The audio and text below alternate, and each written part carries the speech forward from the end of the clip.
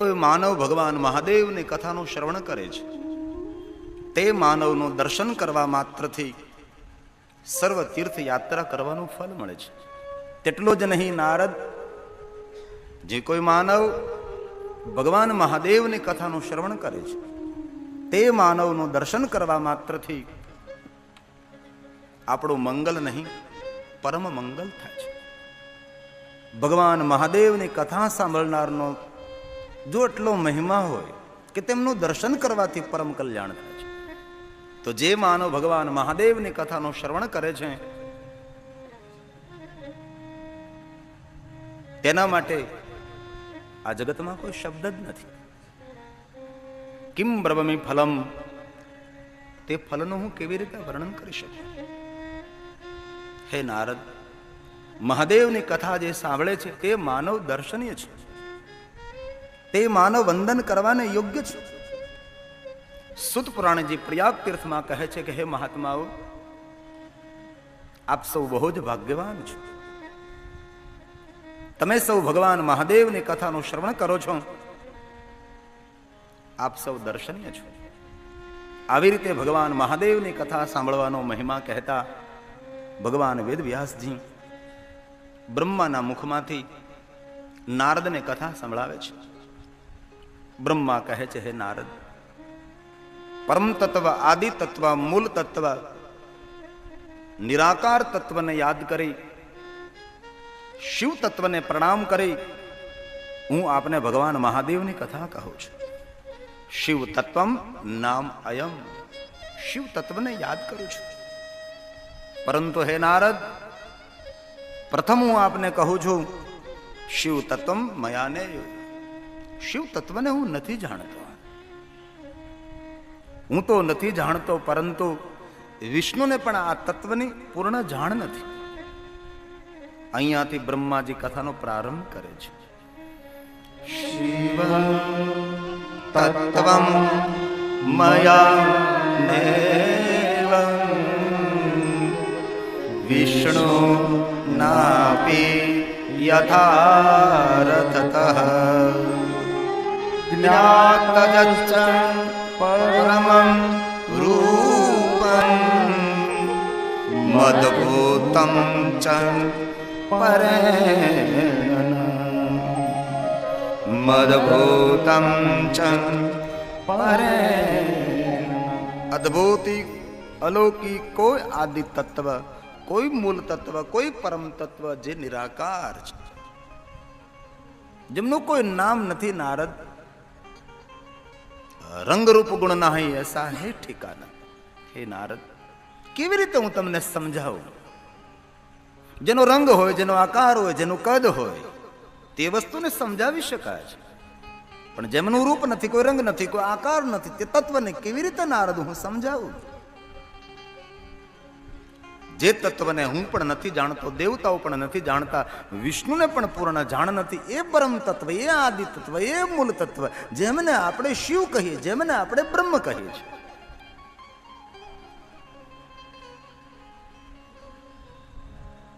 ગુપ્ત જ્ઞાન ગતિ ન પહોંચે બાની की क्या गुंजाइश है?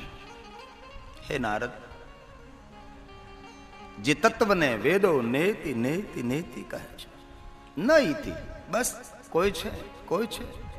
બ્રહ્મા બોલે છે, હે નારદ, અવેદતે સચકિતં યદસ્તિ શ્રુતિ પુનઃ.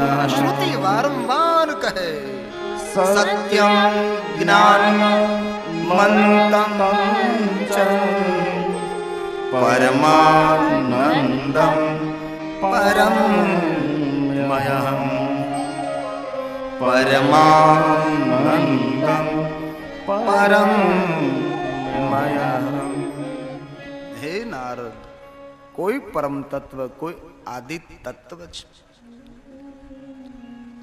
જે પૂરા વિશ્વની અંદર વ્યાપક છે. હે નારદ, સૂર્ય નહીં, ચંદ્ર નહીં, પૃથ્વી નહીં, કોઈ ગ્રહ નહીં, કોઈ તારા નહીં, કોઈ દિશા નહીં, કોઈ અનદિશા નહીં, નહીં સરિતા, નહીં સમંદર, નહીં ઝાડ, નહીં પહાડ. હે નારદ,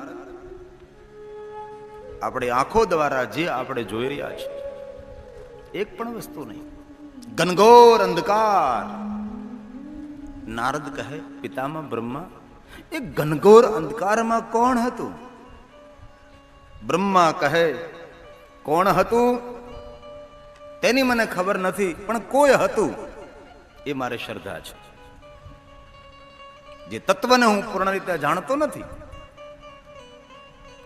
પોતાના ખુદના પ્રકાશિત એવા પરમપિતા પરમાત્મા જે રંગ રૂપ નામ રહિત છે. હે નારદ, તેથી તો તે તત્વને વેદ પુરાણ ઋષિ મુનિઓ નેતિ નેતિ નેતિ કહે. બસ કોઈ છે, કોઈ છે. એ તત્વને સમજાવવા માટે જગતમાં કોઈ શબ્દનું નિર્માણ નથી થયું, પરંતુ જો સમજે વહી પહેચાને, બાત કહી નહીં જાતી. આ તત્વને જે સમજી શકે છે એ જ ખુદ સમજી શકે, બીજાને સમજાવી ન શકાય. એવું કોઈ આદિ તત્વ, એ કોઈ પરમ તત્વ, એ કોઈ મૂળ તત્વ છે. અંતે તો ઈશ્વરની વ્યાખ્યા એ જ રહી છે. બસ શ્રદ્ધાનો વિષય છે. વર્તમાન યુગમાં કોઈ કોઈ માણસો એમ કહે છે કે હું ઈશ્વરને નથી માનતો. બહુ સારી વાત છે, કારણ કે જે વસ્તુને આંખ દ્વારા જોઈ નથી, જેમનો અનુભવ કર્યો નથી, જે વસ્તુને માણી નથી, જાણી નથી, તે વસ્તુ માટે બોલી શકાય બહુ નથી જાણતો. અજાણ્યો માણસ કોઈ આવે ને કહે કે ઓળખો છો, તો કેવું પડે નથી ઓળખતા.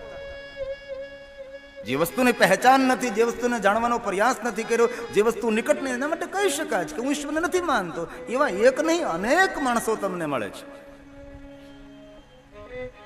તેમાં એક ચિંતનકારે બહુ સરસ વાત કરી કે હું ઈશ્વરને નથી માનતો, ઈશ્વરવાદી હું નથી.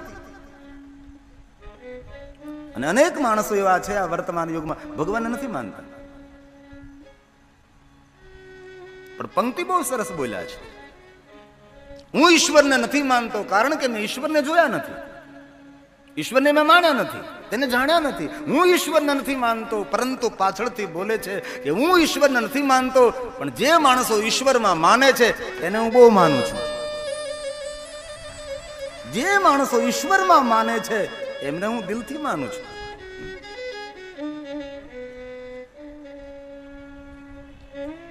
અહીંયા બ્રહ્મા કહે છે કે હે નારદ, ઈશ્વર પ્રતિ વ્યાખ્યાઓ કરવી એ તો ઓઠના પડદાઓને ખોલીને શબ્દના દ્રશ્યો ભજવવાની વાત છે. બાકી અનુભૂતિ અનુભવ તો કઈક જુદી જ વસ્તુઓ છે. તેની સામે રામકૃષ્ણ પરમહંસ એમ કહે છે કે ધર્મગ્રંથોનું વાંચન કરી, કથા વાર્તાઓ સાંભળીને વાંચન કરીને ઈશ્વરને જોવાનો પ્રયાસ કરવો એ તો એક નકશામાં ગોકુલ મથુરા જોવા જેવી વાત છે. બાકી અનુભવ તો કઈક જુદી જ હોય છે. એ રામકૃષ્ણ પરમહંસની વાત છે. ભલે ધર્મ પુરાણો વાંચીએ, આપણે કથા કીર્તનો કરીએ, એ જાણવા માટે ઈશ્વરને, પણ એ બધા પ્રયાસો કેવા? તો કે નકશામાં ગોકુલ મથુરા જોવાનો બસ પ્રયાસ. એ તો ગોકુલ મથુરા વંદરાવન જાય ત્યારે અનુભૂતિ થાય છે. બ્રહ્મા નારદને કહે છે, નારદ, એ તત્વને સમજાવવા માટે મારી પાસે કોઈ શબ્દ નથી. ઈશ્વર પૂર્ણ કવિ છે અને પોતાની લખાયેલી કવિતાનો ખુદ પોતે અભિનય કરે છે. એ આ પ્રકૃતિ છે, એ આ જગત છે, આ વિશ્વ છે. ઝાડ, પહાડ, સૂરજ, ચંદ્ર ઈશ્વરનો ખુદનો અનુભવ છે, અનુભૂતિ છે, તેનો અભિનય છે. હે નારદ, શિવ તત્વને હું નથી જાણતો. બસ નેતિ નેતિ નેતિ. અને આપણા ભગવાન મહાદેવના ભક્તો, ખાસ કરીને ગુજરાતીઓ, આ પંક્તિ લગભગ ગાતા હોય છે. શિવાલીમાં સાંભળવા મળે. લગભગ અનુભવ છે કે ગુજરાતી કોઈ પણ હોય એને આ પંક્તિઓ કંઠસ્થ જ હોય. બીજી કોઈ અન્ય સ્તુતિ તેને કંઠસ્થ હોય ન હોય એ ન કહી શકાય, પરંતુ જે શિવની સ્તુતિ છે અને આ જે શબ્દો છે લગભગ ગુજરાતીઓને કંઠસ્થ હોય છે. તેમાંની એક પંક્તિ છે, નૈતી નૈતી જા જે કહે છે મારું ચિત્તડું ત્યાં જવા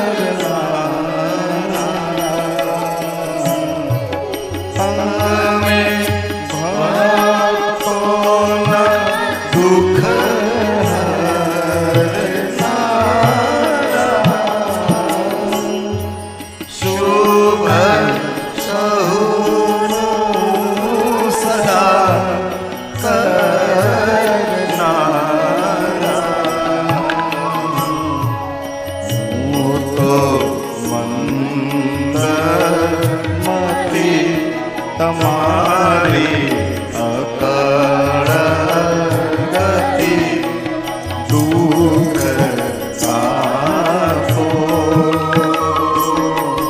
દયા કરી શિવ દર્શન આપો શંભો શરણે પડી માગો ઘડી રે ઘડી કષ્ટ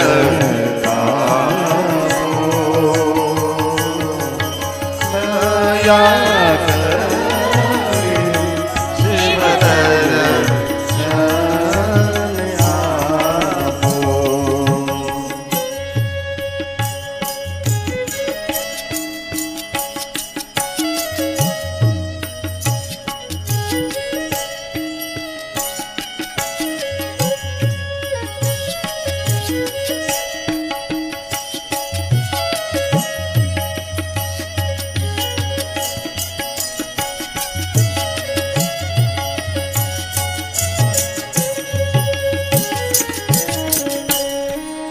અંગે ભસ્મ સ્મશાન જોઈ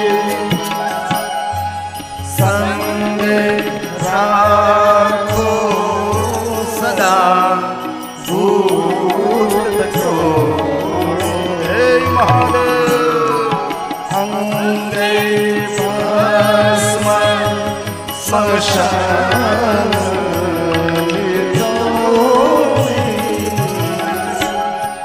સંગ રાખો સદા ભૂત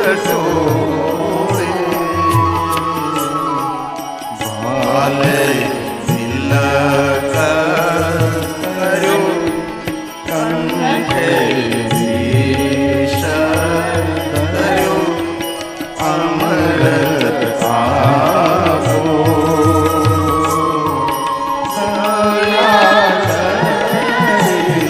શિવ દર્શન આપો શંભો શરણે પડી મારું ઘડી રે ઘડી કષ્ટ આપો દયા કરી શિવ દર્શન આપો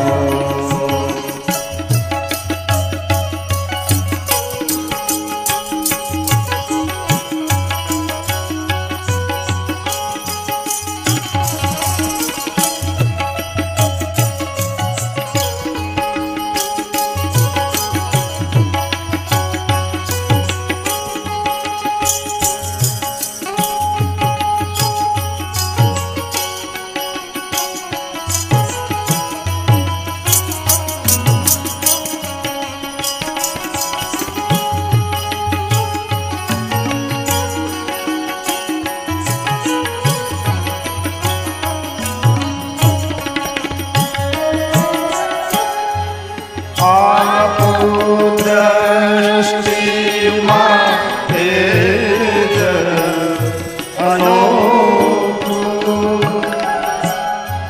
સારી સૃષ્ટિને શિવ રૂપ દે પાપન ઝુકે તો નમન થઈ જા. આ દુનિયામાં ઘણા માણસો એવા હોય પોતાનું મસ્તક ન ઝુકાવે પણ આંખથી પ્રણામ કરતા હોય છે. તેની આંખોમાં પૂજ્ય ભાવ ભરેલો હોય છે. અનેક માણસો જોયા હાથ પણ ન જોડે મસ્તક પણ ન ઝુકાવે પણ આંખોથી નમન કરતા હોય છે. આંખ બંધ કરી અને ખોલે સમજી જવાનું અને પ્રણામ કર્યા છે. પાપણ ઝુકે તો નમન થઈ જાય છે. પાપણ ઝુકે તો નમન થઈ જાય. મસ્તક ઝુકે તો વંદન થઈ જાય. મસ્તક ઝુકે તો વંદન થઈ જાય. એ પરમાત્મા એવી દ્રષ્ટિ દે કે તારી યાદ આવે અને તારું દર્શન થઈ જાય. એ પરમાત્મા એવી એવી દ્રષ્ટિ દે કે તારી યાદ આવે અને તારું દર્શન થઈ જાય. इसलिए आपो दृष्टि माते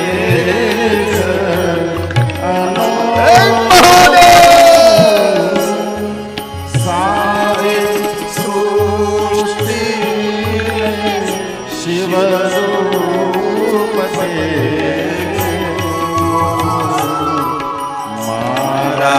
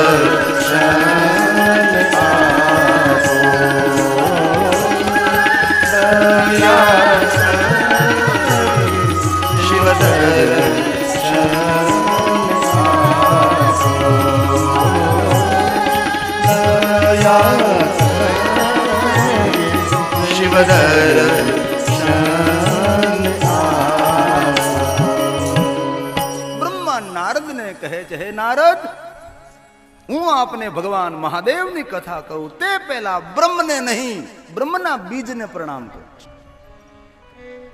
બ્રહ્માજીએ ન શંકરને પ્રણામ કર્યા, ન શિવને પ્રણામ કર્યા, ન બ્રહ્મને, બ્રહ્મના બીજની વંદના કરી. મૂળ સ્થાન, પ્રાગટ્ય સ્થાન. ભગવાનને પ્રણામ કરે તેનો કોઈ ભગવાન હોય, બ્રહ્મને પ્રણામ કરે તેમનો પણ કોઈ બ્રહ્મ હોય. એક હારમાળા ઉભી થાય છે, પણ નહીં, મૂળ તત્વ, મૂળ પ્રાગટ્ય સ્થાન. બ્રહ્મા બોલે છે, બ્રહ્મ રૂપ બ્રહ્મજ્ઞ બ્રહ્મ ભાવે ચ તત્પરા બ્રહ્મ બીજ સ્વરૂપે બ્રહ્મ બીજ નમોસ્તુતે બ્રહ્મ બીજ નમોસ્તુતે બ્રહ્મ બીજ નમો